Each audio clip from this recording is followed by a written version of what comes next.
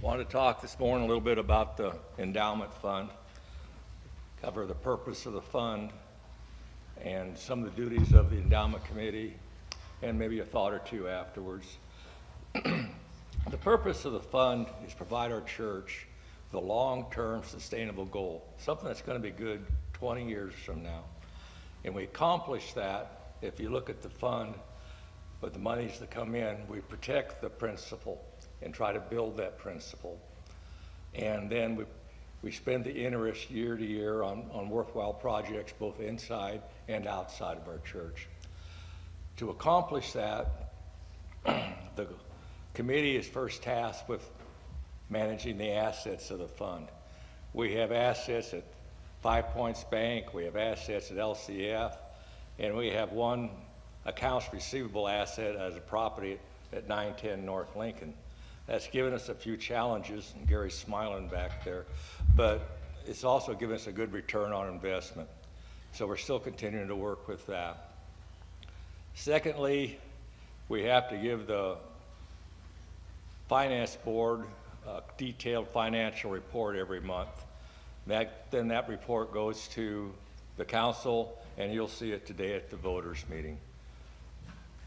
Thirdly, the committee has to provide the finance board with a member, a participating voting member from the endowment committee.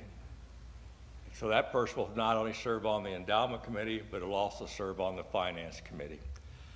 Moving on from that, it's our job to promote and educate about the fund, but I obviously like the fund to grow. So we like to promote it, answer any questions, and go from there. Endowments can be confusing. There's a lot of different kinds, a lot of different ways you can build them. They are pretty flexible. You can have one your way if you want to. So it's our job to also promote the fund and try to grow the fund. Looking forward, right now there's just 2 members on the fund, that's Glenn and I. And I'd like to thank Glenn. He's moving off the fund. I'd like to thank him for his time and his effort, and I've always enjoyed working with Glenn. So appreciate it, Glenn. Next year, you'll see, right now, so that just leaves me, huh? Then next year, you'll see on the nomination sheet today, you'll see Zach and Terry and Paul. So we'll be forming a new group, and then we'll have to get together as a group, pick our direction, assign our roles and responsibility, and come to understanding what we want to do, and then move forward with that.